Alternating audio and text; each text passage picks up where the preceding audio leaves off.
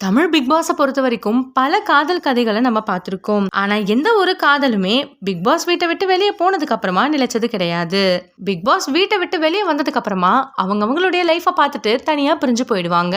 இதுக்கு முன்னாடி மலையாள பிக் பாஸ்ல பெர்லி அண்ட் ஸ்ரீனிஷ் மட்டும்தான் பிக் பாஸ் கண்டஸ்டன்டா வந்து அதன் பிறகு காதலிச்சு திருமணம் பண்ணிக்கிட்டாங்க. அவங்கள தொடர்ந்து பிக் பாஸ் வீட்டை விட்டு வெளியே வந்தும் லவ் பண்ணிட்டு இருந்த ஒரே ஜோடி அமீர் மற்றும் பாவனி தான். பாவனியும் அமீரும் 3 வருஷமா காதலிச்சுட்டு வந்துட்டு இருந்தாங்க. இப்ப அவங்களுடைய திருமண செய்திய மக்களுக்கு ஒரு அழகான வீடியோ மூலியமா அறிவிச்சிருக்காங்க. பாவனி ஆல்ரெடி திருமணமாகி கணவரை இழந்தவங்க. ஆரம்பத்துல அவங்க அமீரை நம்ப ரொம்பவே தயங்கினாங்களாம். ஆனா 3 வருஷம் கழிச்சு லவ் பண்ணிட்டு இருந்த இவங்க திருமண செய்தியை சொல்லிருக்கிறது அவங்களுடைய ரசிகர்களுக்கு சந்தோஷத்தை கொடுத்திருக்கு. அந்த வீடியோல பாவனி என்ன சொல்லிருக்காங்கன்னா, 3 வருஷம் எப்படி போச்சுன்னே தெரியல. நமக்கு பிடிச்சவங்க கூட இருந்தா 3 வருஷம் 3 நிமிஷம் மாதிரி தான் இருக்கும்னு சொல்லியிருக்காங்க. ஆரம்பத்துல நீ என்ன ப்ரப்போஸ் பண்ணப்போ எனக்கு பயமும் சந்தோஷமும் ரெண்டுமே கலந்து இருந்துச்சு.